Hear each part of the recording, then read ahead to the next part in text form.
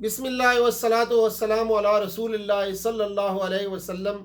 سورہ کہف کی آیات 9 سے 26 دورہ قرآن کے اس پروگرام میں مختصر پیغامات کے ساتھ آپ کی خدمت میں حاضر ہیں۔ ارشاد باری تعالیٰ ہے، اعوذ باللہ من الشیطان الرجیم، بسم اللہ الرحمن الرحیم۔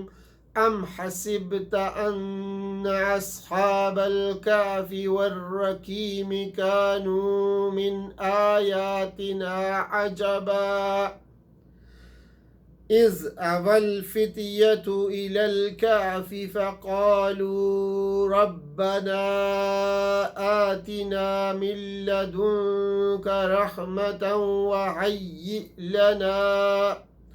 وهيئ لنا من امرنا رشدا۔ صدق اللہ العظیم۔ یہ کہانی مشرکین کے سوال کے جواب میں نازل ہوئی کہ اصحاب کہف کون تھے۔ مشرکین کے سوال کا جواب بھی ہوا، لیکن دراصل اس کہانی میں سوال کرنے والوں اور مومنین دونوں کے لیے سبق تھا، اس لیے یہ قصہ نازل کیا گیا۔ آپ صلی اللہ علیہ وآلہ وسلم اور آپ صلی اللہ علیہ وآلہ وسلم کے اصحاب کرام رضوان اللہ علیہم اجمعین اس وقت جن نازک حالات سے گزر رہے تھے، یہ بالکل اسی طرح کے حالات تھے جن سے اصحاب کہف کو گزرنا پڑا تھا۔ جس طرح اصحاب کہف کو غار میں پناہ لینی پڑی تھی، اسی طرح آپ صلی اللہ علیہ وسلم اور آپ صلی اللہ علیہ وسلم کے اصحاب رضوان اللہ علیہم اجمعین کے سامنے بھی ہجرت افشا، غار ثور اور ہجرت مدینہ کے مراحل آنے والے تھے۔ اسی وجہ سے کفار کے سوال کے جواب میں زیادہ یہ سورہ مومنین کو تسکین کا باعث بنی۔ عام طور پر مفسرین اور مورخین نے اصحاب کہف کی جگہ اور دور کے متعلق مختلف آراء قائم کی ہیں۔ ان آراء میں مشہور رائے یہ ہے کہ اصحاب کہف کی جگہ شہر افسوس یا افسوس ہے، جو ایشیائے کوچک کے مغربی ساحل پر رومیوں کا بڑا شہر تھا۔ اس شہر کے کھنڈرات اب بھی ترکی کے شیراز میر سے 20 تا 25 میل بجانب جنوب پائے جاتے ہیں، اور یہ زمانہ دقیانوس کا تھا۔ ایک تاریخی روایت یہ ہے کہ 250 میں یہ لوگ غار میں آئے اور 550 میں بیدار ہوئے، اور رسول اللہ صلی اللہ علیہ وسلم کی ولادت 570 عیسوی میں ہوئی تھی، اس لیے ان کے بیدار ہونے کا یہ واقعہ ولادت نبوی سے 20 سال قبل پیش آیا۔ لیکن حقیقت یہ ہے کہ ان کے بارے میں یقینی طور پر اتنی ہی بات کہی جا سکتی ہے جتنی قرآن پاک نے بیان کر دی ہے۔ قرآن کریم نے ان کی سرگزشت کا صحیح اور سبق کا موضوع صاحب بیان کر کے ان کے باب میں مزید کھوج کرید کرنے سے منع کر دیا ہے۔ البتہ اتنی بات ضرور معلوم ہوئی ہے کہ ان کا تعلق مشرکین یا یہود سے نہیں تھا، بلکہ نصارہ سے تھا۔ کہف وہ وسیع غار جو پہاڑ میں ہوتا ہے، اور غار کا لفظ تنگ کھو کے لیے استعمال ہوتا ہے۔ اردو زبان میں غار کہف کا ہم معنی ہے۔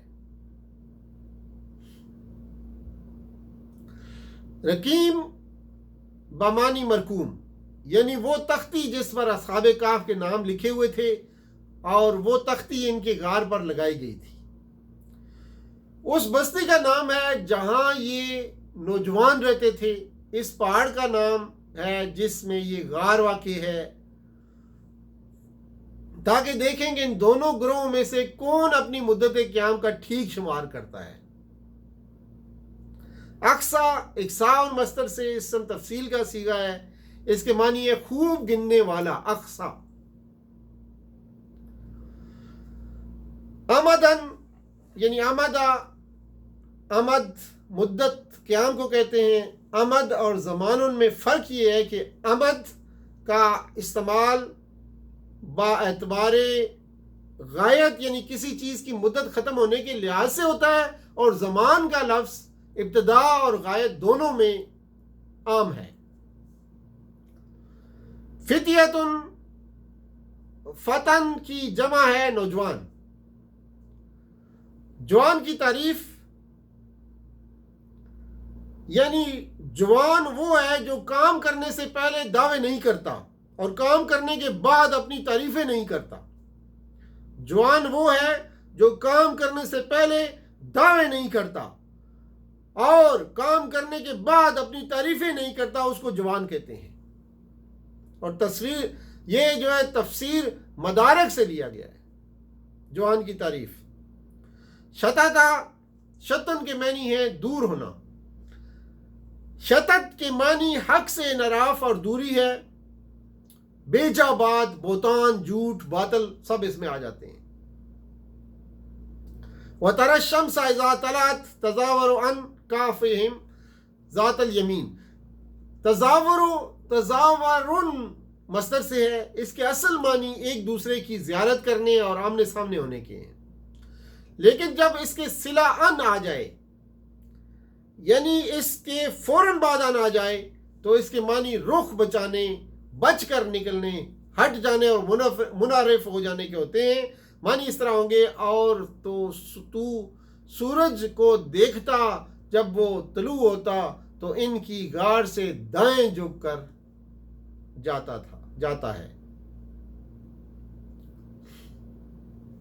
وَإِذَا غَرَبَتْ تَقْرُضُ ذَاتَ الشِّمَالِ، اور جب غروب ہو جاتا تو ان سے بائیں جانب کترا جاتا۔ تقرضہم قرض کے معنی کاٹنے کے ہیں،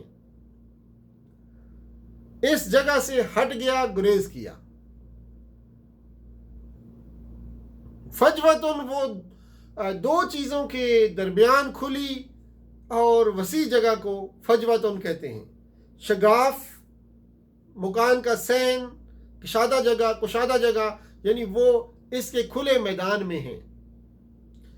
وَقَلْبُهُمْ بَاسِطٌ ذَرَائِعَ بِالْوَسِيدِ، اور ان کا کتا کاف کے سین میں یا دہلیز پر اپنے دونوں ہاتھ پھیلائے ہوئے ہے۔ وسید کے معنی گھر کی دہلیز، گھر کا سین، غار کا دہانہ، دروازے کی چوکھٹ، پہاڑ میں بنا ہوا بکریوں کا باڑ۔ فَبَعْثُوا أَحَدَكُمْ بِوَرَقِكُمْ هَذِهِ، ورق چاندی کو کہتے ہیں، یہاں اس سے مراد چاندی کا سکہ ہے، چاندی کا ڈلا ہوا سکہ ہے۔ اس سے تورق بنا ہے جس کے معنی ہے نقد رقم حاصل کرنا۔ اس کی صورت یہ ہے کہ کوئی شخص کسی تاجر سے قرض کی درخواست کرے، تاجر نقد رقم دینے کے بجائے کوئی چیز اس پر نقد رقم سے زائد ادھار فروخت کر دے اور خریدار اس چیز کو بازار میں کسی دوسرے شخص پر ادھار رقم سے کم قیمت پر فروخت کر کے اپنی مطلوبہ رقم حاصل کر لے۔ وَكَذَلِكَ أَثَرْنَا عَلَيْهِمْ، یعنی آثار ان سے ہے جس کے معنی ہے بلا طلب مطلع کرنا، معنی ہے اور اسی طرح ہم نے لوگوں کو ان پر مطلع کر دیا۔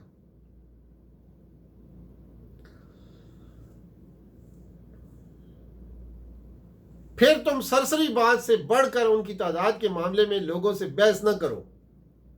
فلاں تمہارے جو ہے اس کے معنی ہے ایسی بات میں جھگڑنے اور بحث کرنے کے ہیں جس میں شبہ اور تردد ہو۔ تو یہ تھی آج کی چند آیات جس پہ ہم نے ان کے اسباق آپ تک پیش کیے اور چند مشکل الفاظ کے معنی دیکھے۔ وآخر دعوانا الحمدللہ رب العالمین وصلی اللہ تعالی علی خیر خلق محمد وعلی آلہ وصحبہ اجمعین برحمتک یا ارحم الراحمین۔ والسلام علیکم ورحمۃ اللہ وبرکاتہ۔